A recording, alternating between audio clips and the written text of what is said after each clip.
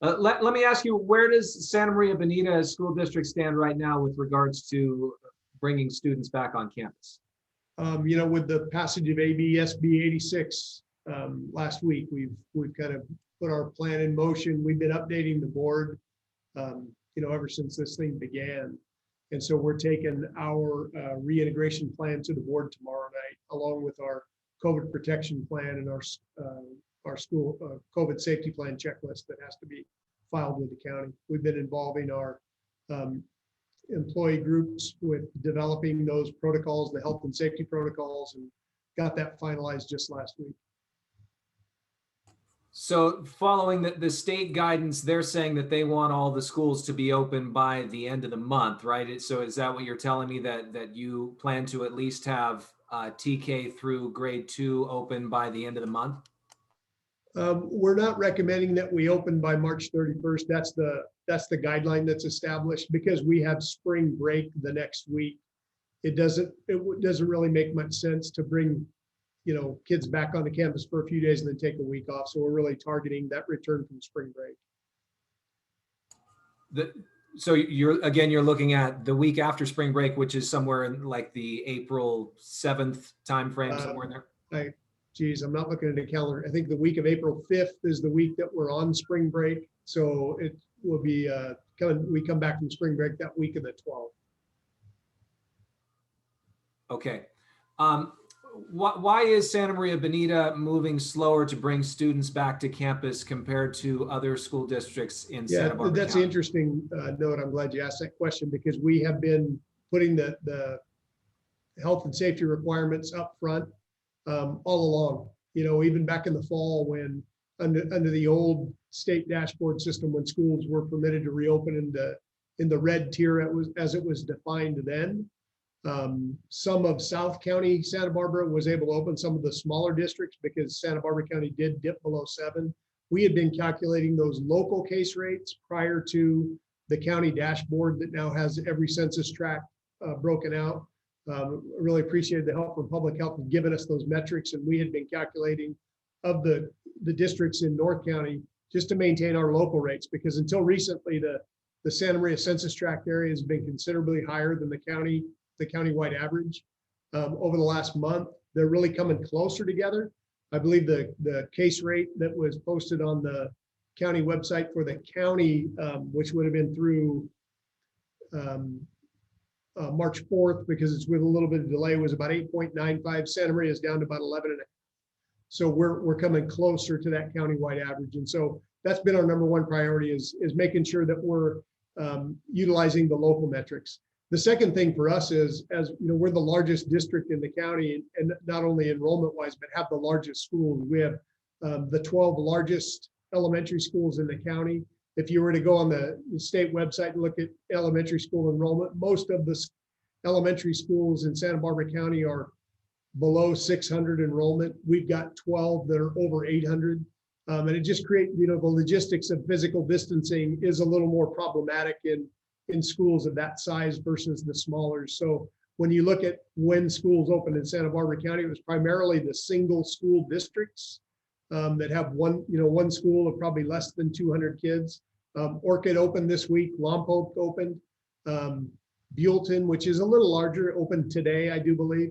And so we've really been trying to use that model, but because it's larger for us, there's a little more in terms of logistics to get it up and running. And that's really been why I wouldn't say we're behind. We've just been more deliberate about how we open and the conditions around which we are going to consider for reopening. And that's two reasons. That's because of higher case numbers in Santa Maria, and because you have more schools and more employees and more students. Is that right?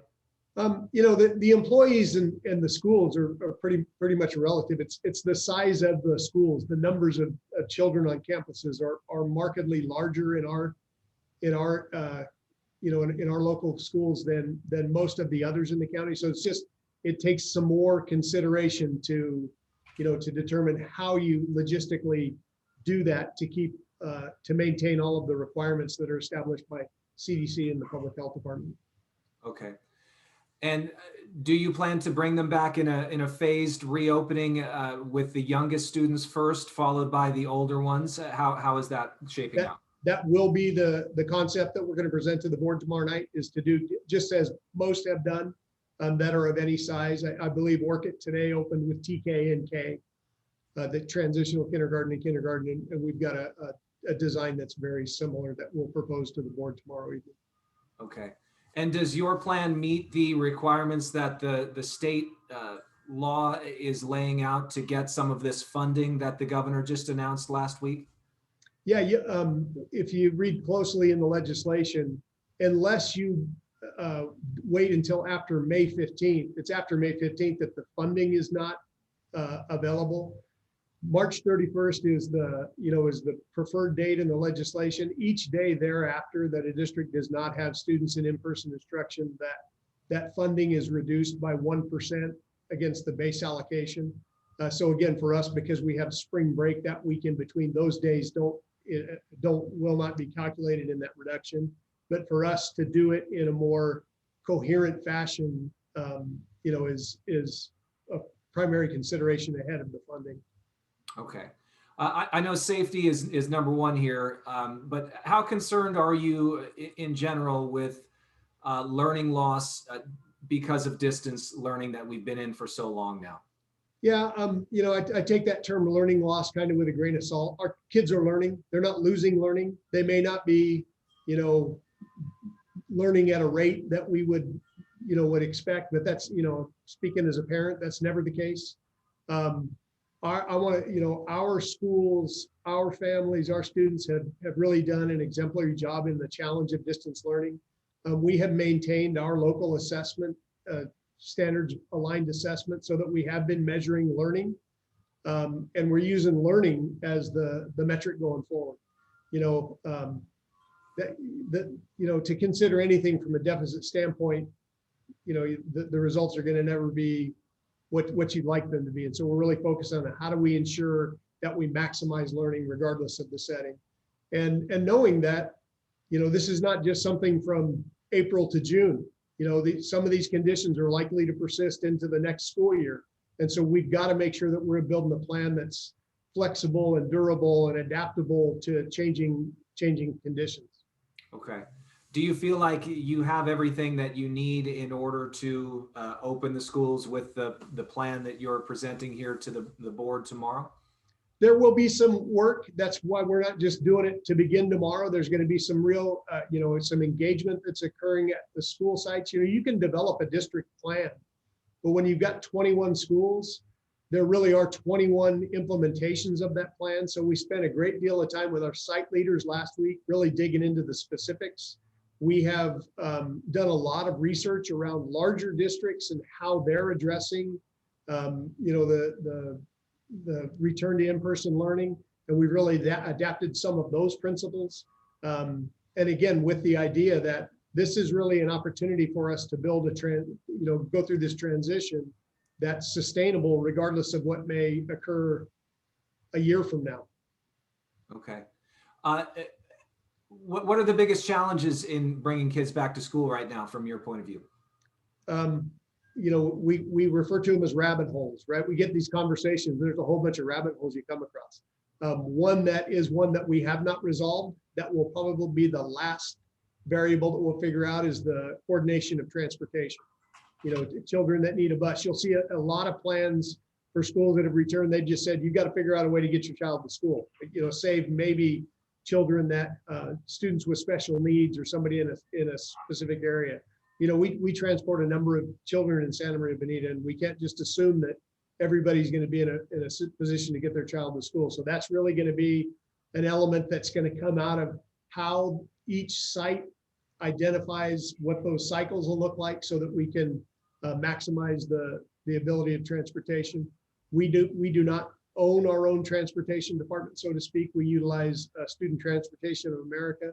We've been in conversation with them around what those variables will look like. That's their expertise, and so we're really relying and counting on them to partner with us to resolve those issues, because that's really the one that becomes a challenge just from a logistical standpoint.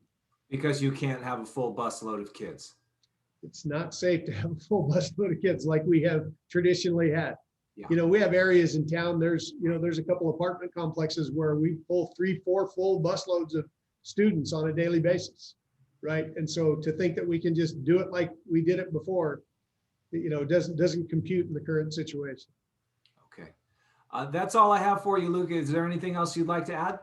No, I just encourage you or somebody from KCOY we'll be streaming the board meeting tomorrow night. I'm available for, conversation afterwards as well when there's a little more content to the conversation. Okay. Okay. Very good. Good deal. All right. Thank you very much. You bet. Thank you. Have a good afternoon.